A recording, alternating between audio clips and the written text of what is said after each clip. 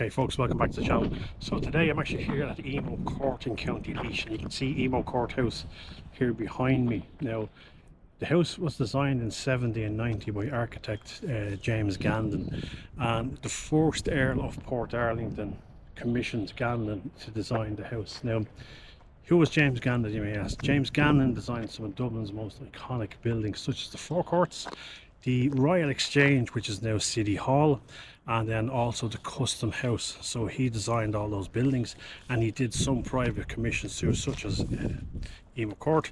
And those of you who remember Abbeyville House in North County Dublin, which was once owned by former Prime Minister of Ireland Charles Haughey. James Gandon designed that house too, so he done some private commissions in this time. So we'll take a look at some of the details on the outside. Now we can't go into the house today unfortunately because there's renovations going on in the building, but we can take a walk around the gardens and we'll look at some of the architecture. So let's go.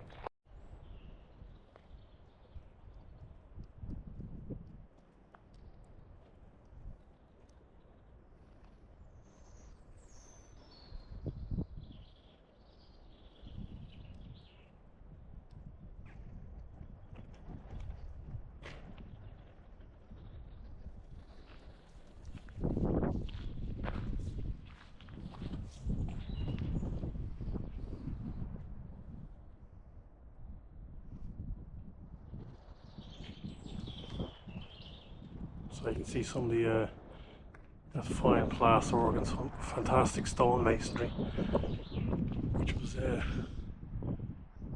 used on the building. Now you may wonder what these green boxes are, guys. So you see there's one there, there's one there, and underneath them there are two, if I remember, there are two panthers. There's a panther on each side, and now I know over the years there's been a lot of wear and tear on them from the weather, so I think while restoration's going on they've been covered over just to protect them. Okay.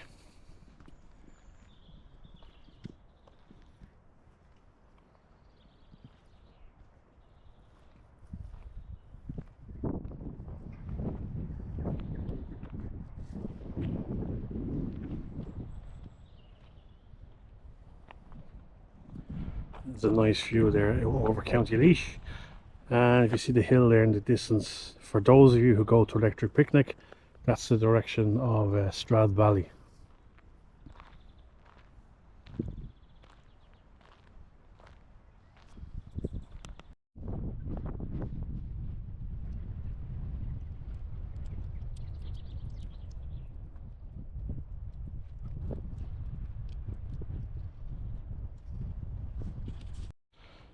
So as I was saying, guys, the house was initially commissioned in 70 and 90, but it actually took 80 years for the house to be completed. So 1870 was when the house was finally finished.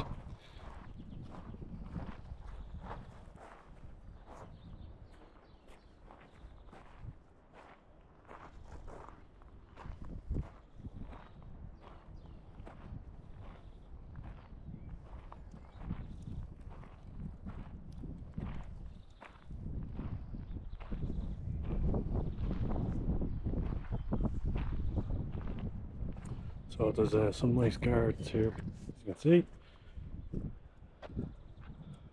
And of course, in those days when you're incredibly wealthy, you have your own lake as well to go boating or fishing or whatever.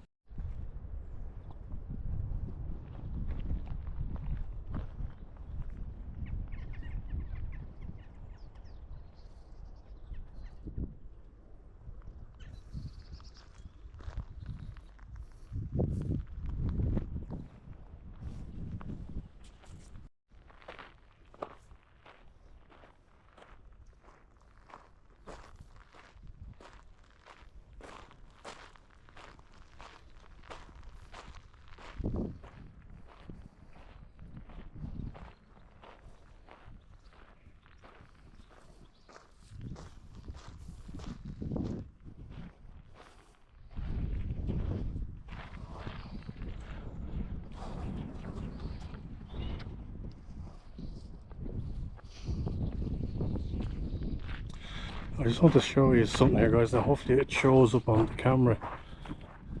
Now if you look at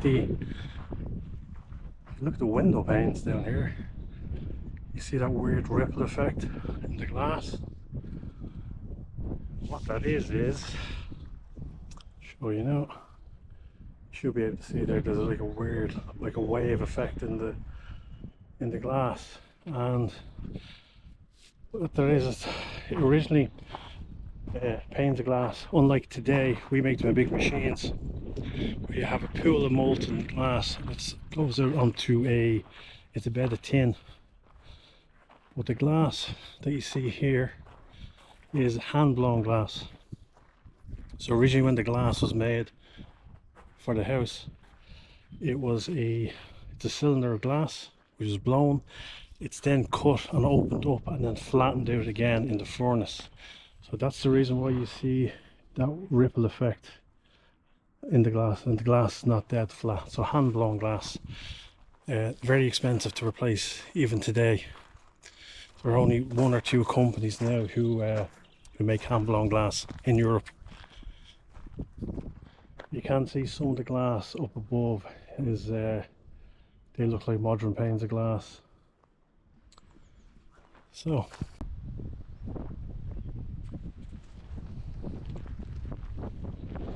I do apologise, folks, for the sound is probably not great today because the wind is so strong here today. It's nice and warm, but it's incredibly windy, I'm afraid, so it'll probably affect the sound quality a little bit. Anyway, we'll continue on, see what else we can find.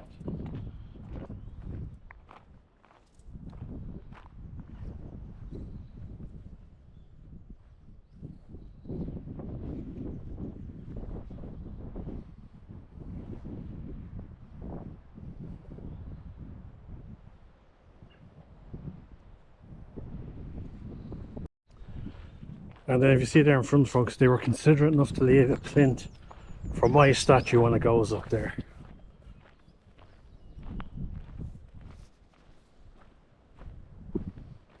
Yeah, it should be big enough. Perfect.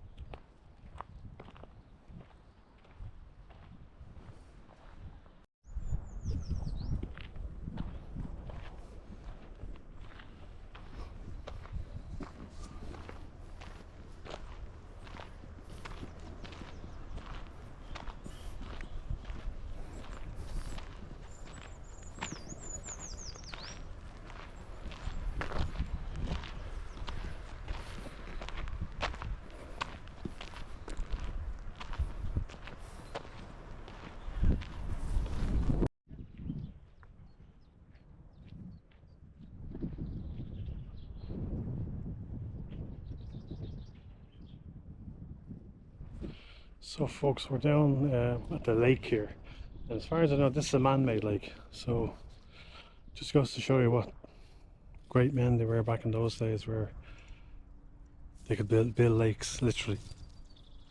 And you can see probably why it took so long for the house to be built and the grounds to be finished. So yeah, it's quite substantial. There's a heron. I'm assuming there's probably fish in here. Plenty of swans and ducks.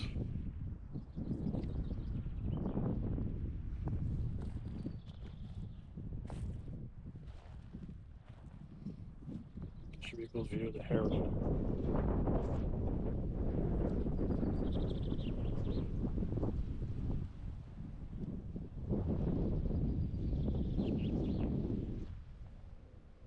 And there's another monument just in the distance there.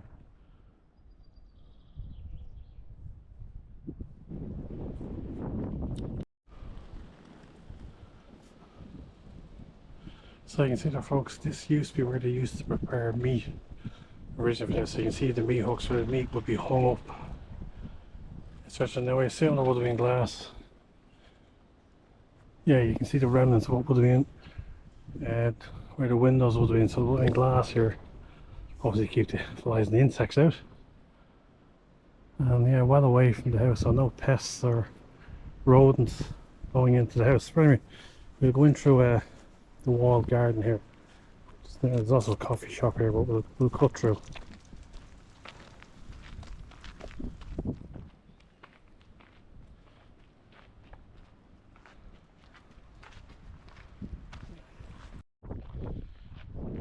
folks, that was Emo Court. I wasn't initially going to film it here, but I'd only really stopped in for a coffee on my travels, but it's just a quick thing. And as I was saying, we can't go inside because there is restoration and renovation works going on. Now I have been in there before. There isn't a whole lot to see because as far as I remember, you can only go into the first ground floor. You can't actually go upstairs in the house itself. So as I was saying, if you liked the video, please give it a like, thumbs up, leave a comment. If you have any questions regarding Emo Court, please drop them down in the comments, and I'll see you all on the next video.